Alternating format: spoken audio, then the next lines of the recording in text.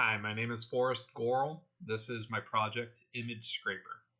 Image Scraper is a suite of programs that allow a user to take a lot of keywords and then search the web for those keywords, download a lot of images, and check all of those downloaded images for duplicate downloads, ending up with a large amount of unique images.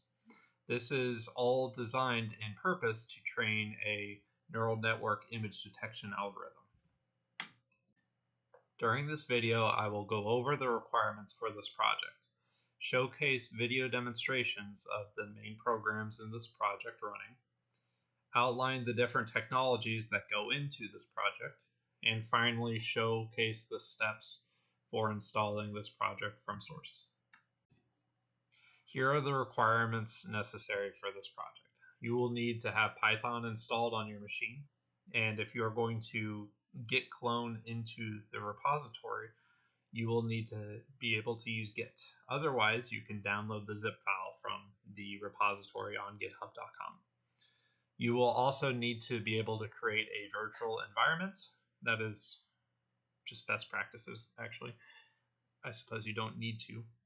And finally, you will need Firefox installed on your machine because the program will use Firefox as the browser to automate searching and finding of images. With a bit of tinkering, you can also use other browsers. There is support for other browsers in the base Python library that I used to create this project. However, I didn't install any of the support myself. It would just take a little bit of research to be able to get this project working for Chrome. All right, here are two videos that will demonstrate the project in action. The first one is scrapeweb.py.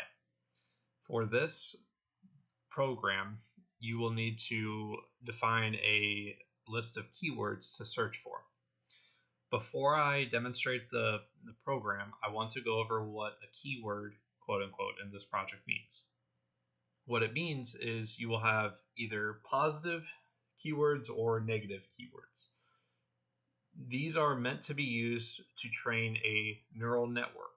The positive keywords, if given to the neural network, you will be used to train the neural network to output a positive result, and a negative image will be used to output a negative result.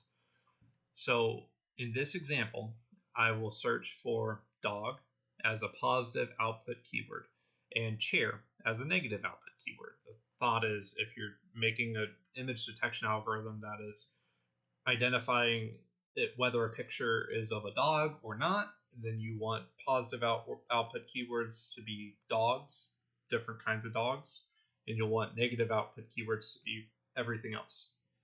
So without further ado, let me get into the demonstration.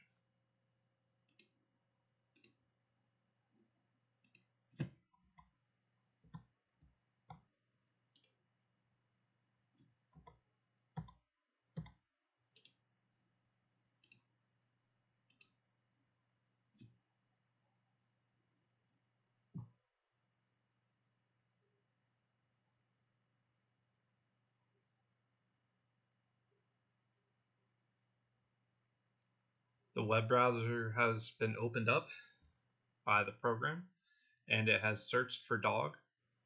It has scrolled to the bottom of the page to load a lot more images, and it will then go image by image, bringing up the source URL from the DOM, taking that source URL, and it requests the image data from that URL in the backend, and then it will save that file. So as you can see in the output from the command line, you will have many images already having been downloaded.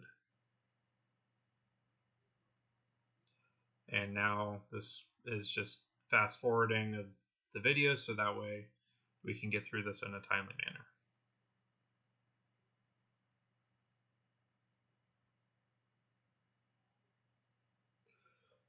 The idea of this is to have maybe 100, 200, 300 different keywords of what you want images of positive output and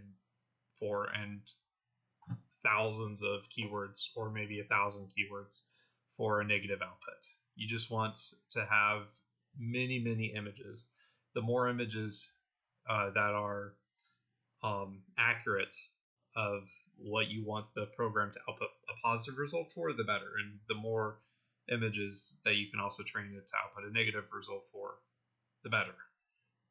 This program is meant to be run over the course of a couple hours, downloading 100,000 images plus. So that is an example of just 2 keywords having searched for. It downloaded in this demonstration 100 and something images for both dog and for chair. Okay. After the program successfully scrapes for the images that you've defined, you can then run check duplicates.py, which will check all of the downloaded images for duplicates, and then it will delete the duplicates. It will move the unique images to a separate folder, and so that way you can, at the end of this, these 2 programs have a large amount of unique images. Let's see check duplicates run.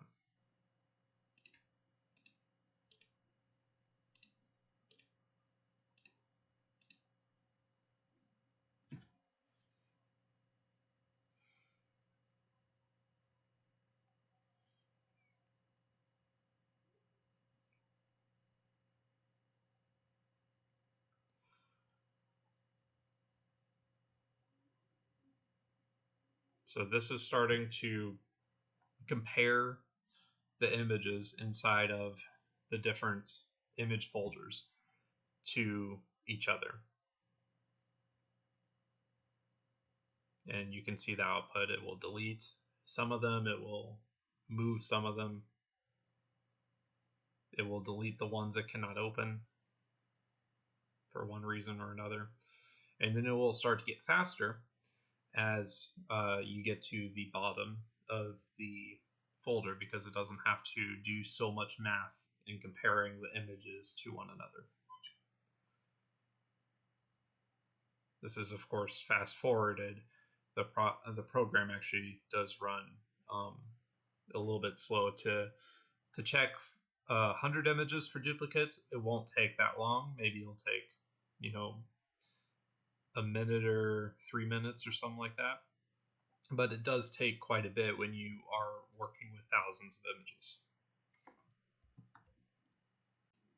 Okay, as far as the technologies that are involved in these 2 programs, for Scrape Web, it uses the Selenium library to automate web browser behavior. It also uses the requests library to grab the image data from the URLs that is found via Selenium's automation. There was a lot I learned with catching exceptions in the making of this program as well, because web browser automation is just a very step-by-step task. You have to think about all the different things like that a web browser might throw at you.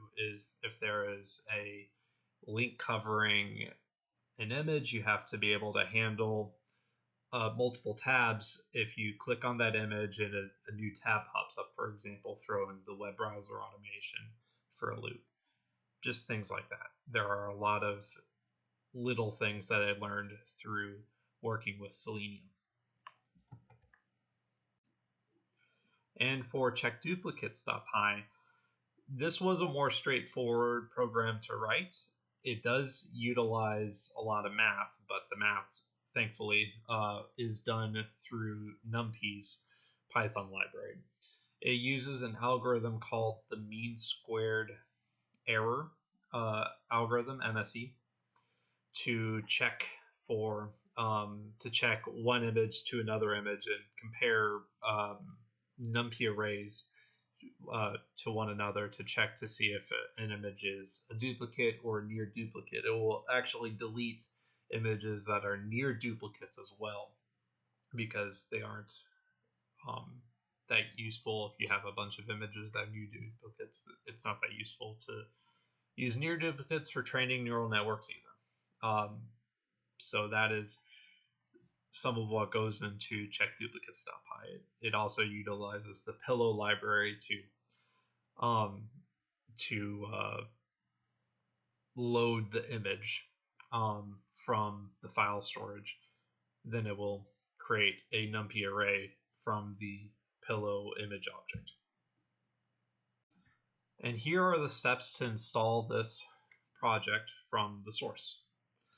First, you need to either git clone into the repository by running that bit of code there, or you may download a zip file from the repository's GitHub webpage. You then need to cd into the new directory, change into the new directory, create a environment to be able to install dependencies in, then install those dependencies via pip install -r requirements.txt. After you have installed those dependencies, then you can define keywords to search for in keywords positive keyword.txt as well as negative keyword.txt. After you define keywords that you want to search for, you can then run python scrapeweb.py. Alternatively, in the demonstration, you can see that I've given it an argument --c_browser, and that enables the program to showcase what it's doing inside of the browser as it scrapes for images. If you run the program as is without cbrowser, then it will run in headless mode by default, because it runs quicker when it doesn't have to have your computer render the browser. After you are done scraping, you can then run python checkduplicates.py to delete the duplicate downloads and arrive at your data stores of unique images. Thank you so much for your interest in my project. My name is Forrest Gorel. If you have any ideas for contribution, or if you would like to see me add functionality to it, and if you have anything at all that you want to communicate about, please email me at forrestgorel@outlook.com. Thank you.